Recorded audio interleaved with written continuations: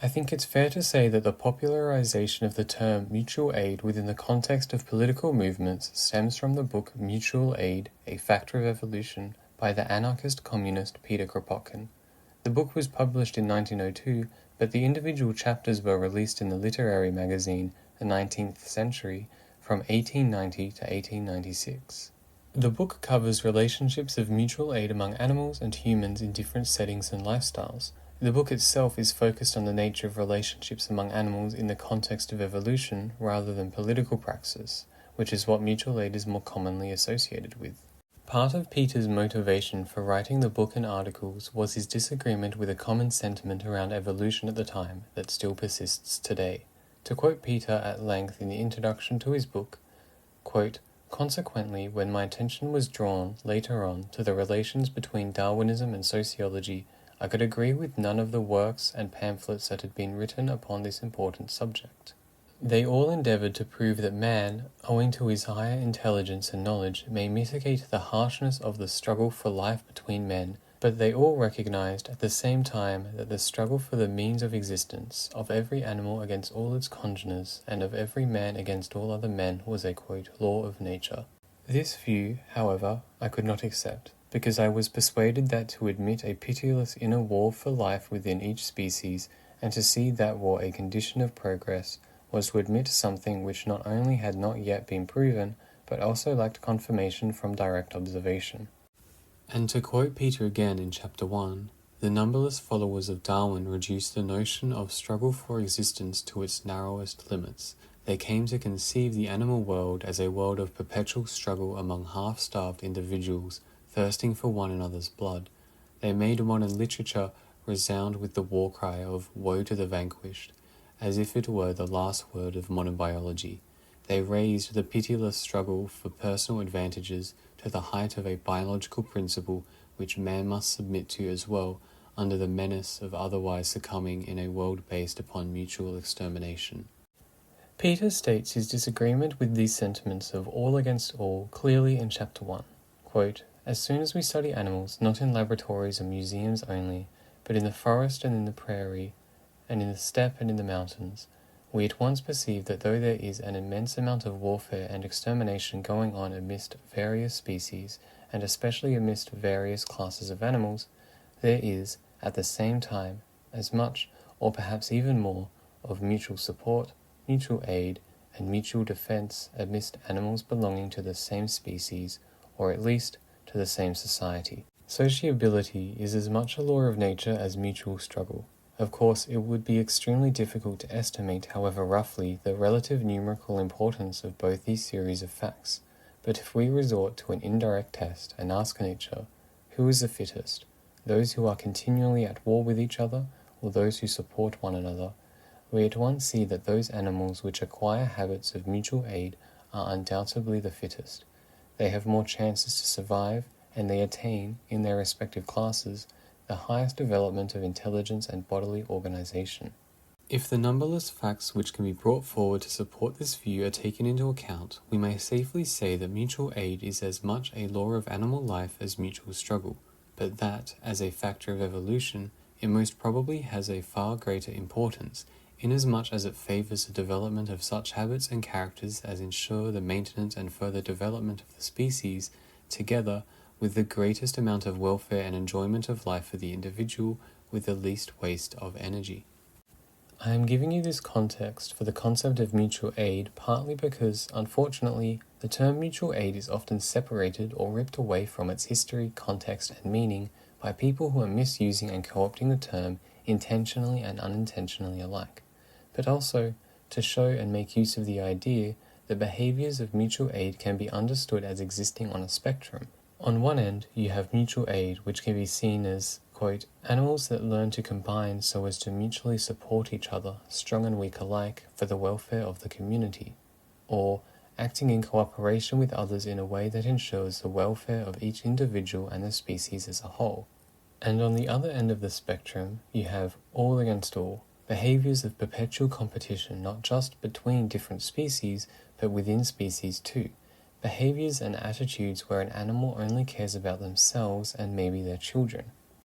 Putting mutual aid on a spectrum like this helps us gauge where a behavior or relationship dynamic fits within the context of mutual aid, and I think this is very helpful for illustrating how something is not mutual aid if it is not COVID safe. There is a pandemic going on, and has been going on for 5 years now.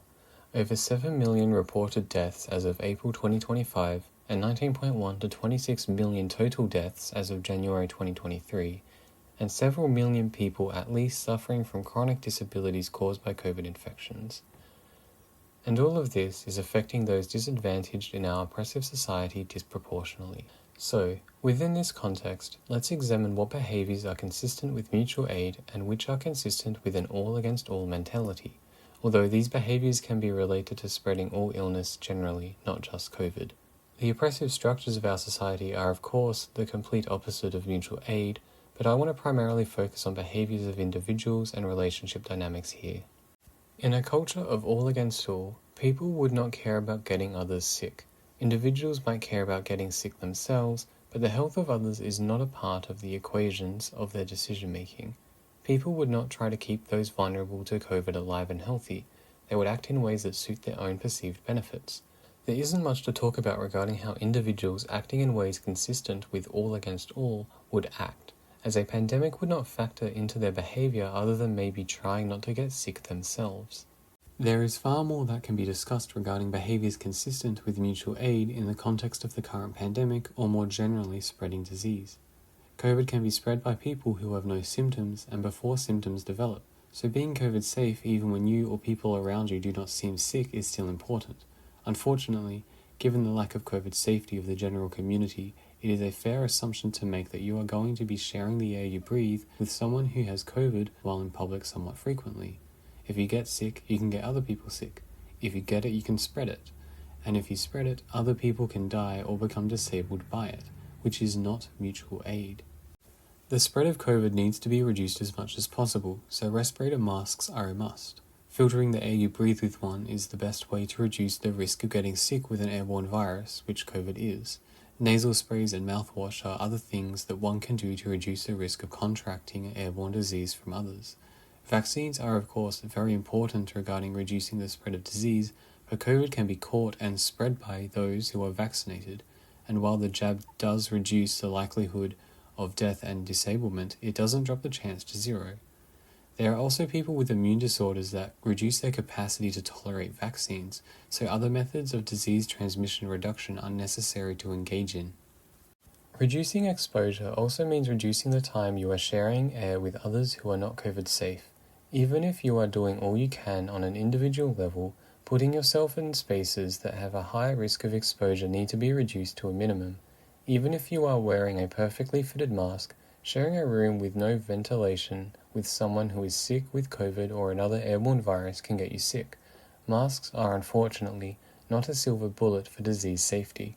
On the community or relationship level, creating spaces that are explicitly COVID-safe spaces allows the creation of relationship dynamics based on mutual aid with those who are vulnerable.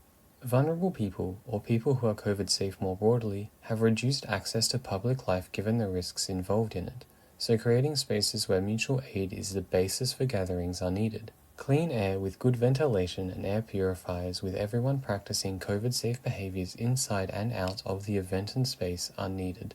If a space is not welcome to those most vulnerable to disease, then it is not a space with a culture of mutual aid, as it is not ensuring the welfare of all.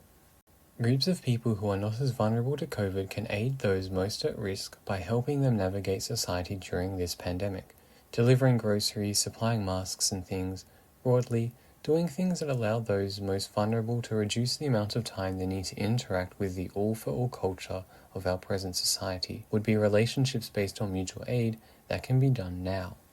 The perpetuation of this pandemic in human society is plainly and simply not consistent with actions and relationship dynamics consistent with mutual aid. Most people are acting in ways that disregard the safety, well-being, and health of others. People in our society are acting in ways that leave those vulnerable to COVID behind. Everyone, but especially those vulnerable to COVID, are expected to fend for themselves and not expect the wider community to support them. The way our current society is navigating COVID is the opposite of mutual aid.